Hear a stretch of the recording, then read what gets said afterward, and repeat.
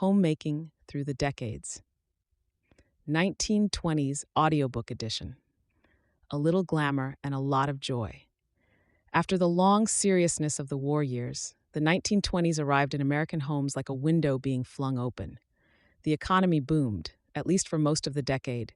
New appliances appeared in store windows. The radio brought music and laughter into living rooms across the country. And the homemaker, who had spent years calculating ration coupons and kneading dough made with substitute flours, was suddenly surrounded by abundance and convenience and the insistent cultural message that it was time to enjoy herself. She deserved it, she had earned it, and she took to it with considerable style. The 1920s homemaker was navigating genuinely new territory. The electric refrigerator changed what she could cook and how she could plan. The gas stove gave her precision she had never had before. The vacuum cleaner, still a novelty, still a conversation piece, went to work on rugs that had previously been beaten by hand. Labor that had consumed entire days was compressed into hours. For the first time, many homemakers found themselves with something they had never really had before: leisure. The 19th Amendment had passed in 1920, and women were now voters. The implications of this extended far beyond the ballot box. The homemaker, who had spent the war years demonstrating her civic competence, was now formally acknowledged as a citizen with a voice in public affairs. This changed how she thought about herself and how the culture thought about her. She was not just a domestic manager. She was a citizen homemaker, and she wore both roles with quiet confidence. The decade also brought the first real wave of consumer culture directed specifically at women. Advertisements for appliances, packaged foods, and household products appeared in magazines and newspapers with a new sophistication. The homemaker was addressed as a knowledgeable consumer making intelligent choices, not as a simple buyer of necessities. This was new, and she noticed it. Not everyone shared equally in the decade's prosperity. Rural homemakers, especially in the South, experienced the 1920s very differently than their urban counterparts. The new appliances were slow to reach farms, and the agricultural depression that preceded the larger economic crash hit farm families years before Wall Street noticed. The 1920s were 2 decades for women, one glamorous, one still grinding, both full of women working hard to keep their households going. Practical homemaking guides. The 1920s kitchen was undergoing a transformation. New appliances were changing not just how food was prepared, but how the whole household was organized. The homemaker, who had previously needed to plan her week around wash day and bake day, was finding those constraints loosening, and she was discovering that she needed new skills to replace the old ones. The appliances transforming the 1920s kitchen were extraordinary in their range. The electric refrigerator changed everything about food storage and meal planning. The gas range, with a temperature gauge, offered precise baking for the first time in history. No more guessing at wood stove temperatures. The electric toaster transformed the breakfast routine overnight. The electric vacuum cleaner made carpet beating by hand a memory. The electric washing machine was spreading to middle-class homes. The electric iron provided reliable heat without repeated trips to the stove. The pressure cooker offered faster preserving and made tough cuts of meat tender. And the stand mixer dramatically reduced the labor of creaming and beating. The gelatin mold was the prestige dish of the 1920s dinner table, and mastering it required understanding the new refrigerator's capabilities. Timing, temperature, and the unmolding moment. When the shimmering creation was released dramatically onto a silver platter, were skills that combined old theatrical instincts with new technology. The 1920s hostess took her gelatin seriously. Packaged and canned goods were becoming a more significant part of the kitchen. This was controversial. Domestic science advocates debated whether convenience foods represented progress or moral compromise. The homemaker herself was pragmatic. She used what worked, supplemented with what she made herself, and kept the old skills alive alongside the new ones. Her preserved apple pie, made beside the gas range, sat next to the refrigerator that held the gelatin salad. Old and new coexisted without conflict in her kitchen. The 1920s entertaining menu reflected the decade's confidence. Gelatin salad molds, pineapple and lime, tomato aspic appeared at every dinner party worth the name. Chicken fricassee, or roasted chicken, served as the centerpiece. Potato gratin, or scalloped potatoes, accompanied it. The Waldorf salad offered apples, celery, walnuts, and mayonnaise in a refreshing composition. Deviled eggs were a perennial favorite, newly fashionable. Angel food or sponge cake provided light, elegant dessert, and the icebox cake demonstrated the refrigerator as culinary tool. Coffee was served from the good silver service. Lifestyle and well-being. The 1920s homemaker had something her mother never had, an afternoon to herself. The new appliances had genuinely reduced the daily labor load for women who had access to them, and the cultural permission to enjoy this leisure, while not total and not universal, was beginning to emerge. She read magazines, she listened to the radio, she visited friends, she took a walk, she sat with her feet up for an hour before company arrived. This was a revolution of a quiet kind. The homemaker who rested in the afternoon without guilt was claiming something new, the idea that her time was her own, at least partially, in a way it had never been before. It did not last forever.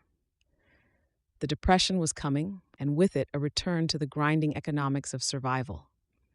But for the 1920s homemaker at the height of the decade's prosperity, there was a lightness that her mothers and grandmothers had not known.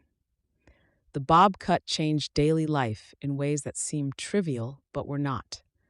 The homemaker who cut her hair short in the early 1920s was taking a visible stand for modernity, practicality, and a new understanding of her own time. A hairstyle that took 20 minutes to pin up in the morning now took 5. This was 20 minutes returned to her day, every day, for years. Small freedoms accumulated into something significant. The radio was the decade's most transformative domestic technology for daily quality of life. It brought music into the kitchen, not just the music of memory and tradition, but new music, current music, jazz and popular songs and comedy programs and cooking demonstrations. The homemaker working at the stove was no longer working in silence or private thought. She was connected, through the radio, to something larger. It changed the emotional texture of domestic work in ways that are hard to quantify but easy to imagine. Skills development.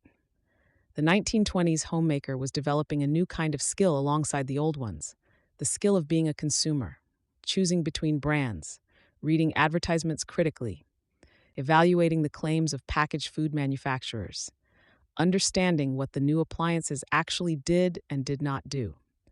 This was genuinely new territory. The market was speaking to her directly, and she had to learn to listen with intelligence. The new skills required in the 1920s were genuinely different from those of previous decades. Appliance management meant understanding and maintaining new machines. Refrigerator meal planning required using cold storage strategically, understanding what the refrigerator could preserve and for how long. Gelatin and cold-set dessert making was the decade's signature culinary skill. Consumer literacy meant reading labels and evaluating packaged foods intelligently. Entertaining at scale required the formal dinner party as a social art form. Radio recipe following meant cooking from broadcast instructions at speed. Home decoration required mastering the new aesthetic of Art Deco and modern style. And budgeting for appliances meant managing the new installment buying system, which required discipline and planning. Entertaining became a genuine skill in the 1920s. The dinner party, formal, planned, executed with precision, was the decade's social currency. The homemaker who could produce an excellent multi-course dinner for 8, with a table set with pressed linens and polished silver, flowers arranged with artistry, and food timed to arrive perfectly. This homemaker had mastered something that took real knowledge, real practice, and real organizational ability. The women's magazine had become the primary vehicle for transmitting homemaking knowledge, and its influence in the 1920s was at its peak. Good Housekeeping, Ladies' Home Journal, and Better Homes and Gardens were reaching millions of homes, carrying recipes, decorating advice, appliance reviews, and the evolving standards of what a well-run household looked like. The homemaker who read these magazines, and most did, was participating in a national conversation about domestic excellence. fun and creativity. The 1920s homemaker was, for the first time, explicitly encouraged to think of her home as beautiful rather than merely functional. Interior decoration became a middle-class preoccupation. The Art Deco aesthetic, geometric patterns, bold colors, clean lines, was filtering into ordinary homes through mass-produced textiles, wallpaper, and furniture. The homemaker who had previously focused her creative energy on quilts and needlework was now also arranging furniture, choosing paint colors, and thinking about the visual composition of each room. The hostess of the 1920s dinner party was as much a theatrical producer as a cook. The table was the stage, the food was the performance. The timing of courses, the temperature of the room, the music from the radio turned just low enough to provide atmosphere. These were elements she managed with the instincts of a director. When the gelatin mold was unmolded at the table and wobbled magnificently before the admiring guests, it was the decade in a single moment. Abundance, artifice, pleasure, and skill, all in equal measure. The 1920s also saw the rise of the card party, the bridge club, and the women's social gathering specifically organized for pleasure rather than work. This was new. Women had always gathered, but always around a task: the quilting bee, the canning session, the church social. In the 1920s, the gathering itself was the point. Women met to play cards, to talk, to laugh, to be together simply because they wanted to be. The homemaker who hosted the bridge club was providing something different from the wartime quilting circle. She was creating joy as a domestic contribution. Modern trends and innovations. The 1920s were the decade of the electric home. Appliances that had existed as novelties in the previous decade were now being mass-produced and sold to the middle class on installment plans. The Frigidaire refrigerator, Hoover vacuum cleaner, and various electric irons, toasters, and mixers transformed what a well-equipped kitchen looked like and what was expected of the homemaker who ran it. The decade's defining technologies included the electric refrigerator, reaching mass adoption through the 1920s. Radio. With nationwide broadcasts beginning in 1920 and mass adoption by mid-decade, bringing the world into the kitchen. The automobile made rural and suburban life mobile in new ways. The vacuum cleaner now available on installment plans. The electric mixer making baking faster and less physically demanding. Packaged foods proliferating. Wonder Bread in 1921, Kool-Aid in 1927, Velveeta in 1928. Cellophane wrapping, changing how food was stored and sold. And Better Homes and Gardens magazine, founded in 1922, shaping domestic ideals for millions of readers. The installment plan, buying appliances and automobiles on credit, paying monthly, was itself an innovation that reshaped household budgeting. The homemaker now had to manage not just weekly expenditures, but longer-term financial commitments. This required a new kind of financial planning and the discipline to maintain regular payments. The automobile was changing where homemakers shopped.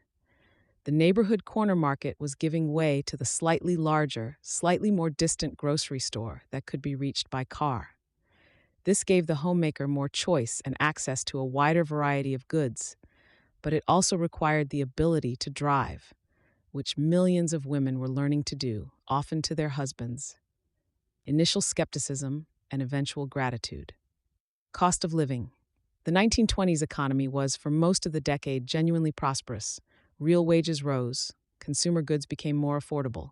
In 1925, a loaf of bread cost 9 cents. A pound of butter was 56 cents. A dozen eggs cost 55 cents. Beef ran 35 cents a pound. A whole chicken cost 75 cents. Sugar was 8 cents a pound, and flour ran 28 cents for a 5-pound bag. A Frigidaire refrigerator cost $468, or $13 a month on installment. A Hoover vacuum cleaner was $35. The average worker earned $3.50 a day. A copy of Good Housekeeping was 25 cents. And by 1927, a Model T Ford could be had for $290. The good news was that for families with steady income, the 1920s offered real opportunity. The bad news, visible only in retrospect, was that much of the decade's prosperity was built on debt and speculation. The homemaker, who had carefully saved and avoided the installment plan's excesses, would fare better when 1929 arrived than her neighbor who had borrowed against the future. The old virtues, thrift, reserve, careful planning, would prove their worth again soon enough. Food costs were genuinely lower in real terms than they had been during the war, and the variety available at markets was expanding. Bananas, oranges, and other fruits that had been occasional luxuries were becoming regular purchases. Packaged and canned goods, while still somewhat controversial among domestic purists, were making certain foods accessible year-round that had previously been seasonal. The homemaker's pantry in 1925 looked meaningfully different from her mother's pantry in 1905. Community building and culture. The community life of the 1920s homemaker was more pleasurable and more varied than anything previous generations had experienced. The social pleasures that the 1920s introduced were genuinely new. The radio listening party, where neighbors gathered to hear a broadcast together. The bridge club, organized purely for the pleasure of the game and the company. The Women's Literary Society, meeting to discuss books and ideas rather than to complete a task. These were forms of community that centered the homemaker's pleasure rather than her productivity. The 19th Amendment had changed the homemaker's civic status, and women's clubs were evolving to reflect this. The same clubs that had organized wartime conservation drives were now advocating for public health legislation, school improvements, and civic beautification. The homemaker who attended her club meeting was participating in public life in ways that her grandmother would not have recognized. At the same time, the older community forms continued. Church remained the primary social institution for most families. Neighbors still shared labor and assistance. The informal networks of mutual aid that had characterized every previous decade were still present, if somewhat less urgently needed in the decade's prosperity. The 1920s layered new community forms on top of the old, rather than replacing them. Family and relationships. The 1920s family was smaller and differently organized than the families of the previous generation. 2 or 3 children were becoming the norm. The concept of companionate marriage, a partnership based on friendship and shared interests as well as practical necessity, was beginning to circulate in women's magazines and advice columns. The husband was more likely to be present in the evenings as dawn-to-dark workdays became less common. The automobile enabled family outings, day trips, picnics, modest travel, that the previous generation's geography had made impossible.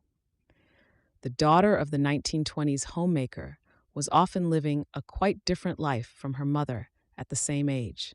High school was increasingly common and increasingly expected. Young women were working in offices, shops, and factories in the years before marriage, and they were bringing new expectations about independence and modernity into the homes they would eventually run. The generation gap between the 1920s homemaker and her grown daughters was sometimes significant and interesting. The 1920s homemaker was the first generation of women who had both the vote and the vacuum cleaner.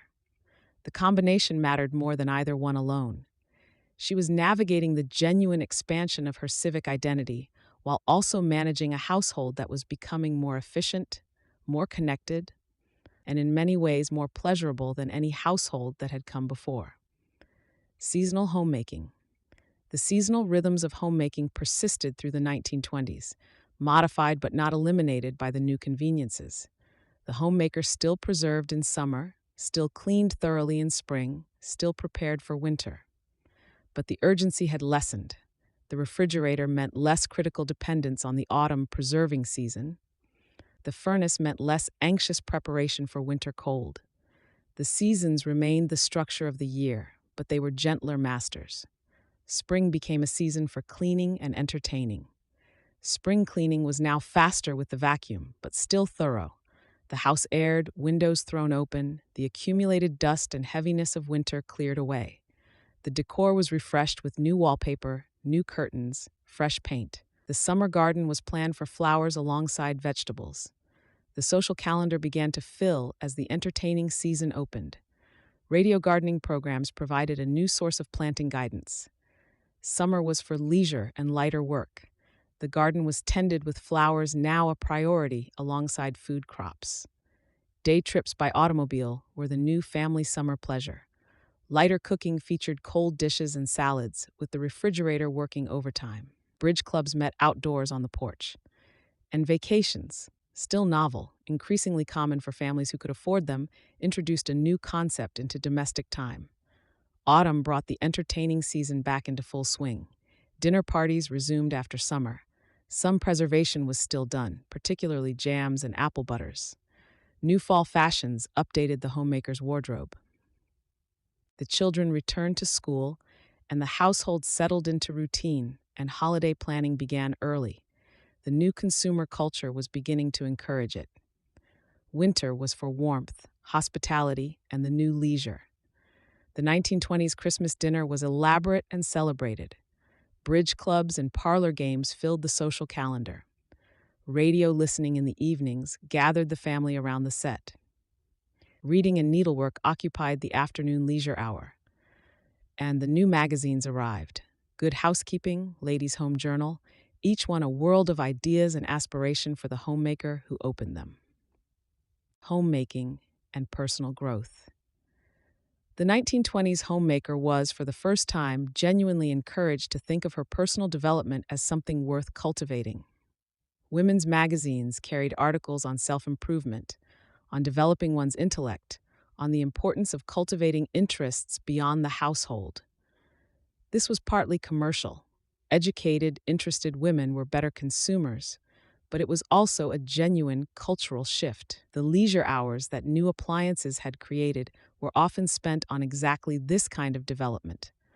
The homemaker who spent her afternoon hour reading a novel or attending a lecture was not shirking her responsibilities. She was developing herself, and the decade encouraged this in ways the previous era had not. The 1920s built in the homemaker a set of qualities that would serve her well in whatever came next. Consumer intelligence, learning to evaluate claims and choose wisely. Social artistry, the dinner party as a cultivated skill. Civic confidence, the newly enfranchised homemaker in public life. Aesthetic sensibility, home decoration as a creative practice. Financial sophistication, managing installment plans and budgets. Leisure as a right, the revolutionary idea that rest was acceptable. Modern identity, being both a homemaker and a modern woman. And adaptability, managing the rapid change of a transforming era. The 1920s homemaker was the first generation of women who had both the vote and the vacuum cleaner, and she was figuring out what to do with both. The combination of civic enfranchisement and domestic liberation was genuinely unprecedented. She was not fully free in the modern sense, and she knew it. But she was freer than her mother, and she was building something that her daughters would inherit and extend. That is its own kind of legacy. It happens. These stories are delightful, the comedy of new technology meeting domestic ambition. Let yourself enjoy them. The gelatin incident. The gelatin mold was the 1920s dinner party's prestige dish, and one homemaker had perfected hers. Pineapple and lime, set in her beautiful copper ring mold, to be unmolded dramatically at the table. She had practiced the unmolding 3 times during the week. She knew exactly how long it needed to set. She had chilled the serving plate. When the moment came and she inverted the mold at the table before her 6 guests, nothing happened. She gave it a gentle shake, then a less gentle shake, then a more vigorous intervention. The mold released all at once, with a sound that the guests later described differently depending on who was telling the story, onto the plate, the tablecloth, and the lap of her husband's employer. The gelatin was, she noted later, perfectly flavored. The radio recipe disaster. In 1924, a homemaker tuned into a cooking demonstration broadcast and decided to follow along in real time. The radio chef spoke at a brisk pace, and she found herself measuring and combining with increasing speed and decreasing accuracy. When he said 1 cup of sugar and then immediately proceeded to the next step, she added what she estimated was a cup, which was, in fact, closer to 3. The resulting cake was structural. Her husband said it was like eating a very sweet brick, which she considered a fair review. She took notes more carefully thereafter. The refrigerator discovery.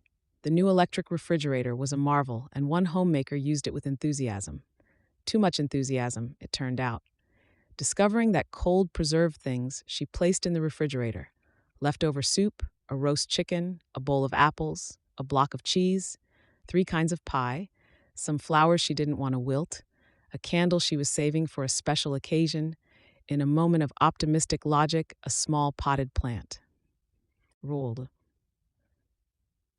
Her husband opened the refrigerator one evening and stood before it in silence for some time, before quietly closing it again and asking if perhaps the pantry was not cold enough. The vacuum cleaner episode. The Hoover vacuum cleaner was the decade's domestic triumph, and one homemaker was devoted to hers. She used it on the rugs, she used it on the curtains, she used it on the upholstered chairs. She used it, in a moment of inspired experimentation, on the cat, which had a great deal of loose hair and presumably would benefit from the attention. The cat did not share this view. What followed was described by witnesses as like someone opened a window in a hurricane, and the vacuum cleaner was retired to rug duty thereafter. The dinner party timing problem. The 1920s homemaker planned her dinner parties with military precision, and one Saturday in 1926 was proceeding perfectly until the guests arrived 45 minutes early. Her chicken was still in the oven. The gratin needed 20 minutes more. The gelatin mold was not yet fully set. She served them drinks in the parlor, turned up the radio, and emerged from the kitchen at regular intervals with increasing composure and decreasing accuracy about when dinner would be served. The guests were delightful about it. The dinner, when it arrived, was excellent. She never again invited the Hendersons. Step into their shoes. It's Saturday, 1926. This is a homemaker at the height of her decade, competent, modern, organized, and pleased with herself. Let the morning feel prosperous and well run. It is Saturday morning in 1926, and she has a dinner party tonight, 6 guests. She has planned the menu for 3 days, clipped recipes from Good Housekeeping and Ladies' Home Journal, and made her marketing list with the kind of detailed attention she once reserved for rationing. She wakes at 7, later than the farmhouse women of a generation ago, but still early enough to accomplish everything. The bedroom is warmer now than it used to be. They installed central heating last winter. She dresses in front of the mirror. A practical house dress in a cheerful print, sensible shoes, her hair already bobbed and needing only a brief attention with the brush. She is modern, practically speaking, and she knows it. The kitchen is her domain, and she is proud of it. The new gas range has 4 burners and an oven with an actual temperature gauge. She touches it with the quiet satisfaction of someone who remembers what cooking on a wood fire required. The refrigerator hums in the corner, holding last night's gelatin salad mold, pineapple and lime, already set, waiting to be unmolded dramatically at the right moment of the dinner. The morning is for the main course. She is making a roasted chicken. Her butcher cut it the way she likes, with the backbone removed so it lies flat, and a potato gratin that she will assemble at noon and leave to develop flavor through the afternoon. The Waldorf salad she will make at the last minute, the apples and celery and walnuts and mayonnaise so nothing wilts. While the chicken roasts, she turns the radio on. The morning program is a cooking demonstration, which she half listens to while she crimps the edge of a pie. Apple, from preserved apples she put up last autumn, her old skills still useful beside the new. The music program comes on at 10, and she sings along while she polishes the good silver.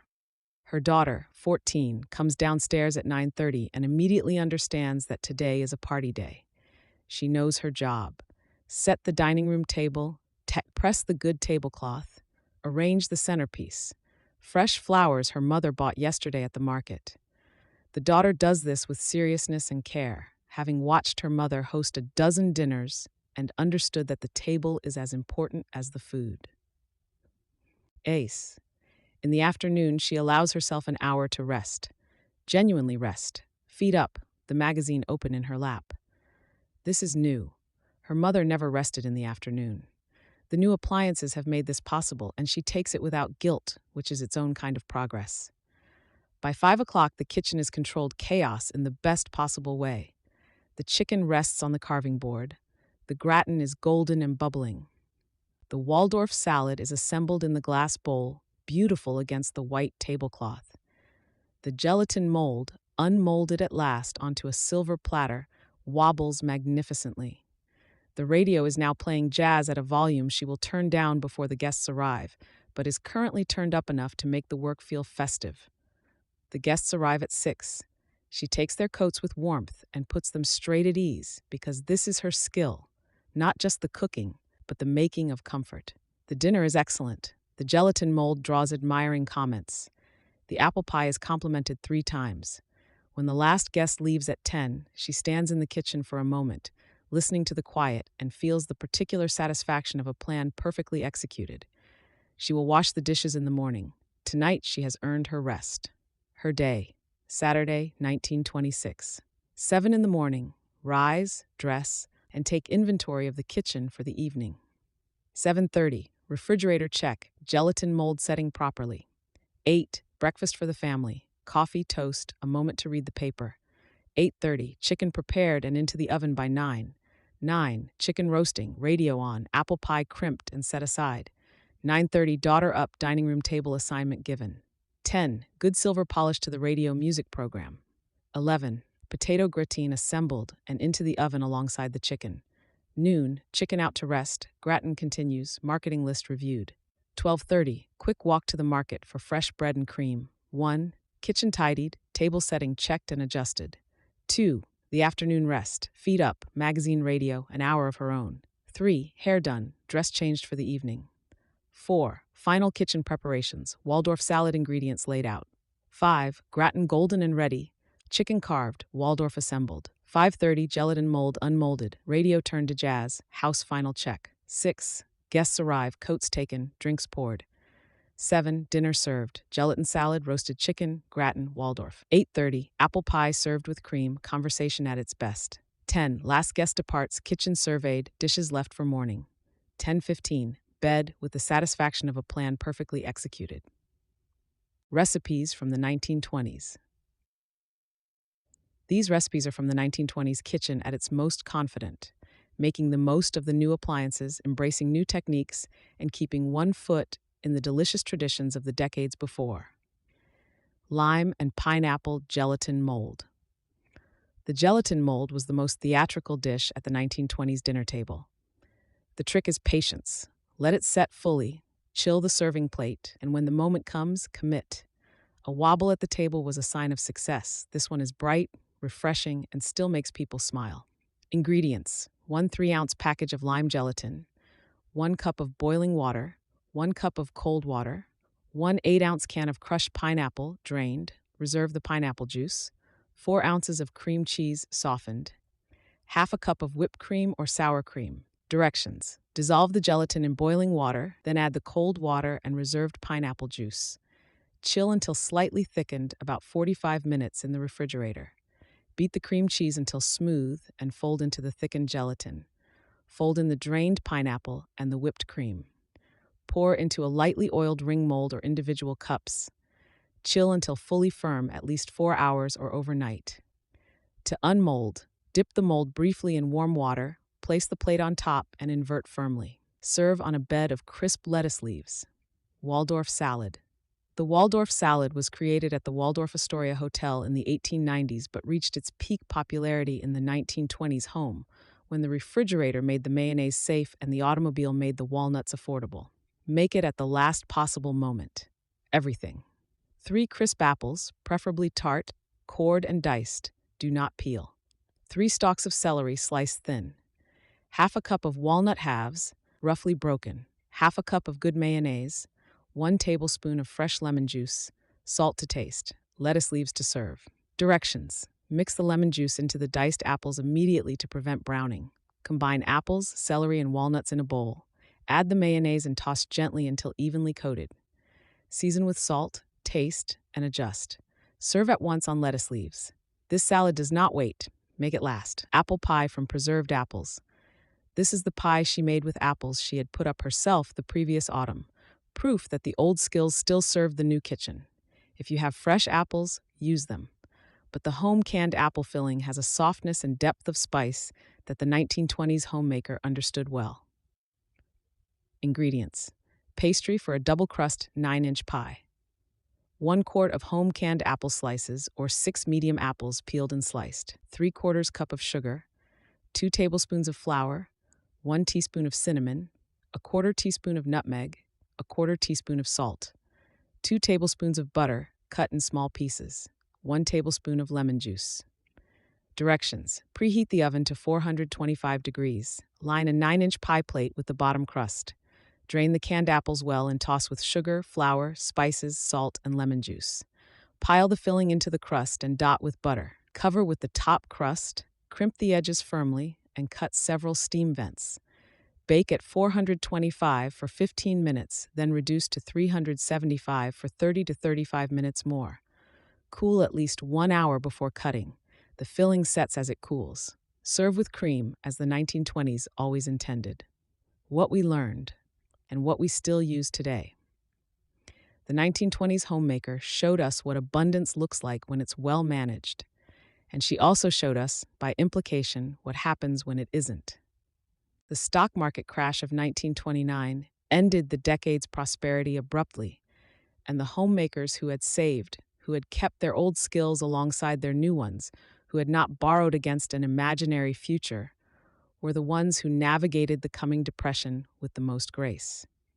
But before that reckoning, she gave us something worth keeping: the idea that the home could be a place of real pleasure, that hospitality was an art worth mastering, that beauty and joy were legitimate domestic goals and not guilty indulgences.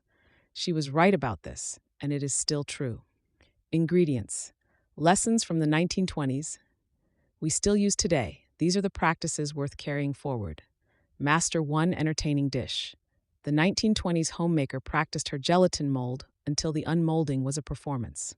What's your signature dinner party dish? Keep your old skills alongside your new ones. She made apple pie from her preserved apples, while the Frigidaire hummed beside her. The old and new are not in conflict. Take the afternoon rest without guilt. If you can, rest. The homemaker who rests is more effective than the homemaker who never stops. This has been true always. Manage installment plans and debt with discipline. The 1920s homemaker who overextended on credit felt it keenly in 1929. Know what you owe and when. Set a beautiful table for people you love. Fresh flowers, pressed linens, the good dishes, these are not extravagance. They are hospitality, which is a form of love. Let entertainment be a genuine skill. Plan the menu, think about the timing, consider the table. A dinner party is a production, and there is nothing wrong with taking it seriously. Save something from every season. Her preserved apples made her autumn's pie possible in winter. What are you putting by from this season? The radio was her companion. What fills your kitchen while you work? It matters more than you think. She stood in the kitchen after the last guest left, listening to the quiet, feeling the satisfaction of a plan perfectly executed. This is what the 1920s homemaker at her best looked like: competent, warm, artful, and at ease in her own domain. The prosperity she enjoyed did not last, and she knew it might not. But she had chosen to make the most of it while it was there. That, too, is a form of wisdom.